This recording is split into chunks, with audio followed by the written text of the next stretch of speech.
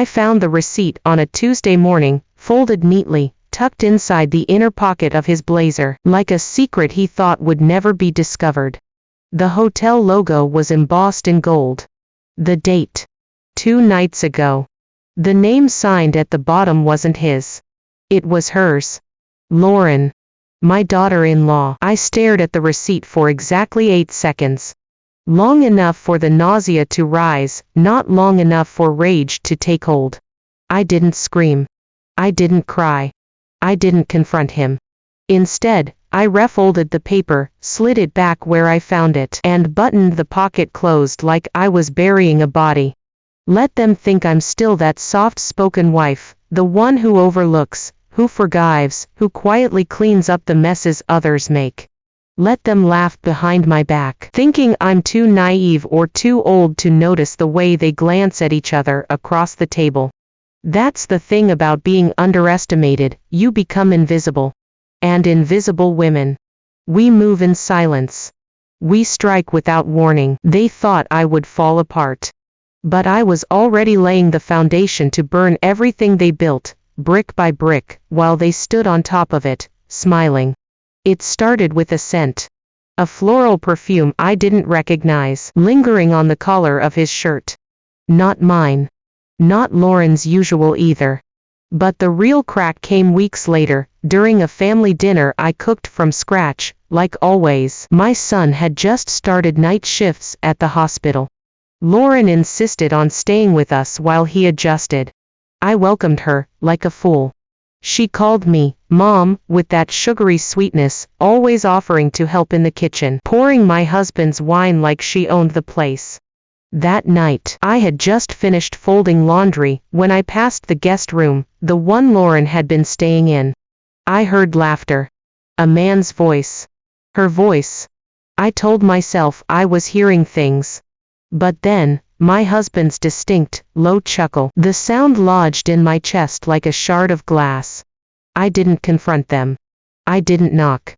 I just stood there barefoot, holding a warm bath towel, while the woman who called me Mom giggled behind a closed door with my husband of 26 years. Later that night, I sat on the edge of my bed, the lights off, listening to the hum of the refrigerator in the kitchen below.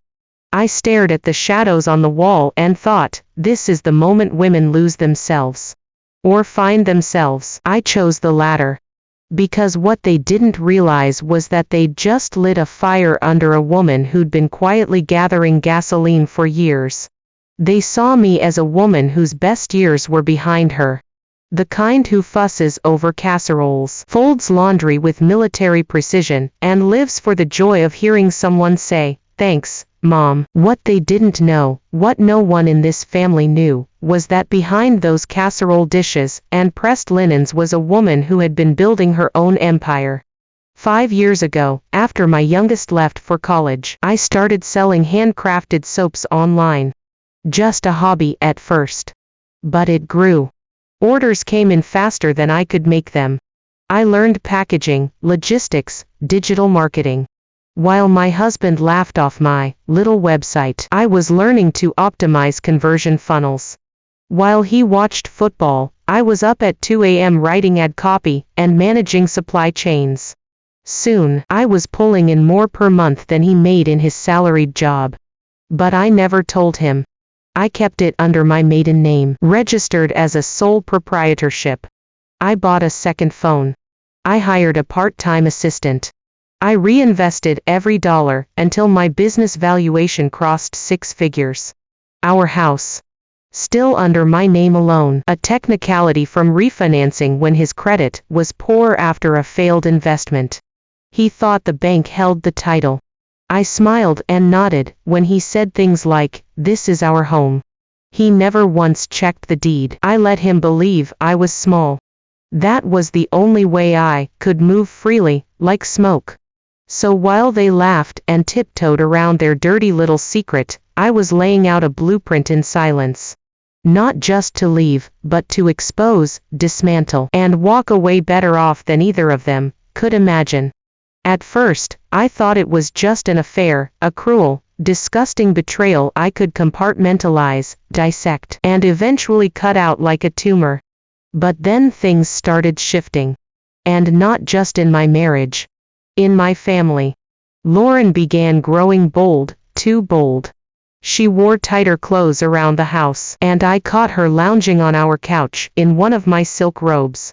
She laughed louder at my husband's jokes, looked too long, when he walked by shirtless from the garden. She made my home feel like hers, like I was the guest in their fantasy, and worse.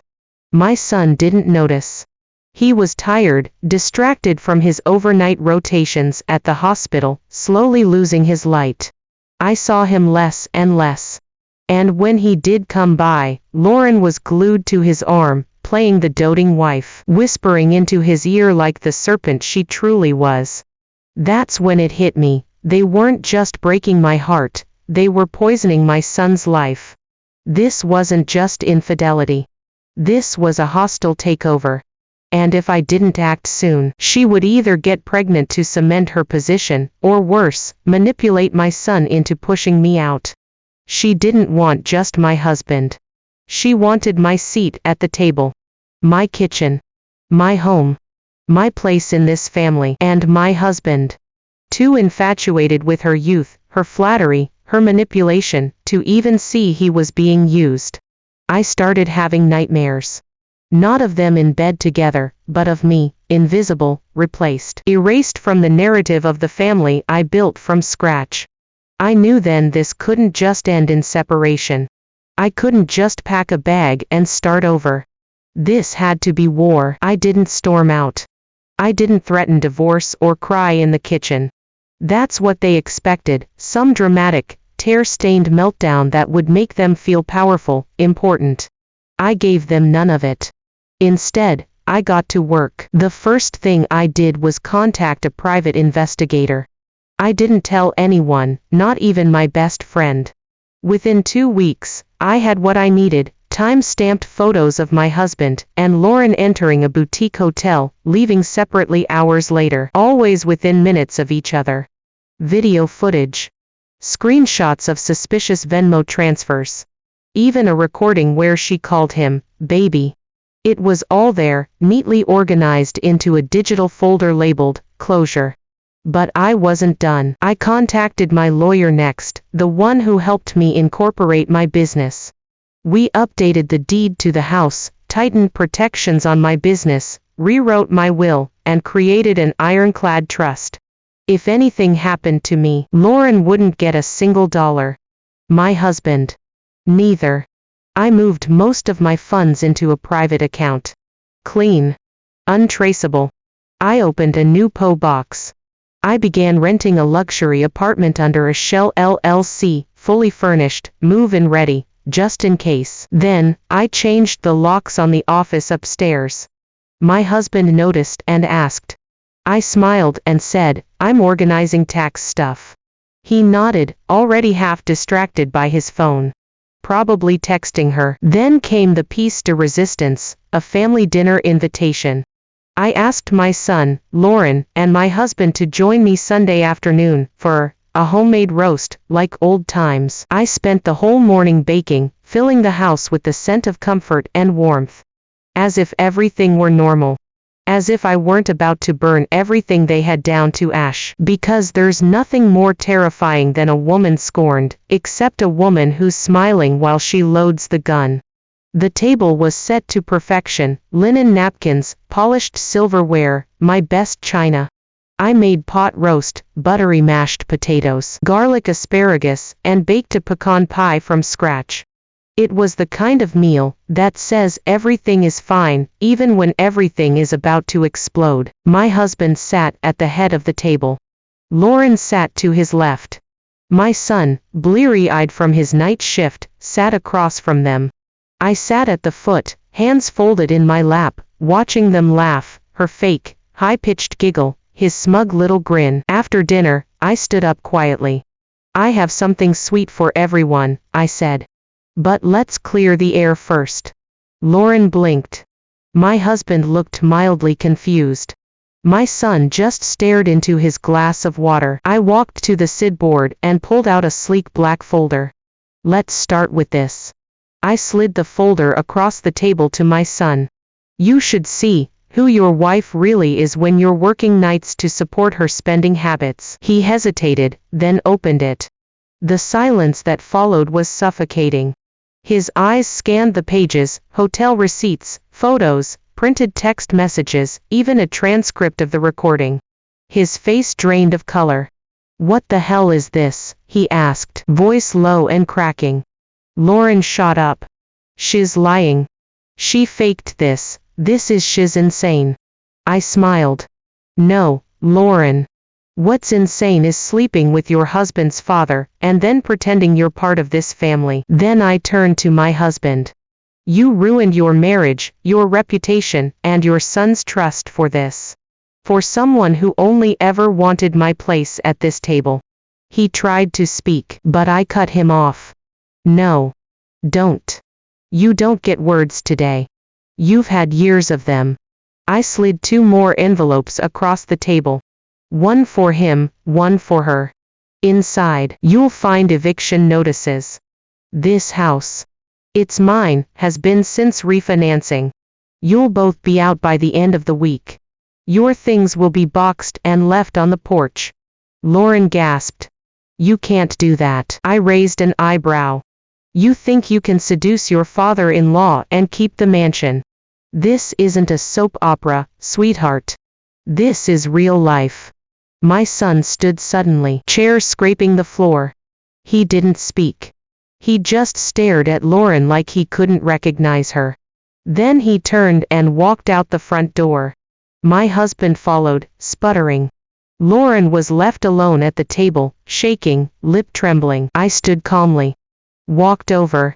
And in the softest voice I could muster, I said, you should be known better than to mistake a quiet woman for a weak one. 2 weeks later, the house was quiet again, but not with sorrow. With peace. My husband moved into a low-cost rental apartment on the outskirts of town, his credit wrecked, his reputation in ruins. Word got out, first among the neighbors, then through the hospital gossip vine. No one wanted to be the couple known for that scandal. Lauren's designer handbags stopped appearing on social media. Her once curated life dissolved into filtered silence. My son filed for divorce the same day he received the full report from the investigator. No lawyers needed. He thanked me with tear-filled eyes, though he never said much more. He was grieving, not just a marriage, but the person he thought he loved.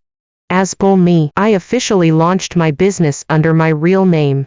I held a soft opening for my new boutique store downtown. The line stretched down the block, former customers, curious locals, friends I didn't know I had. I stood there in my tailored suit, offering lavender hand soap to the mayor's wife, smiling genuinely for the first time in months. My husband showed up at the store once. He didn't come in, just stood outside, watching through the glass. I saw him, of course. But I didn't wave. I didn't nod. I simply turned my back, handed a customer their purchase, and moved on. He had wanted someone younger. Louder. Easier to impress. He underestimated what it meant to share a life with a woman who builds quietly, listens deeply, and plans in silence. Lauren thought I'd be easy to replace. But I wasn't a wife to step over, I was a foundation. And when the foundation moves, the whole house falls. Now, I live alone, in the house they thought would be theirs. I drink my morning tea on the back patio, surrounded by the scent of rosemary and old roses. I sleep deeply. I wake without dread. And sometimes, just sometimes, I laugh at how they thought I would be the one left broken. No. I was the storm they never saw coming.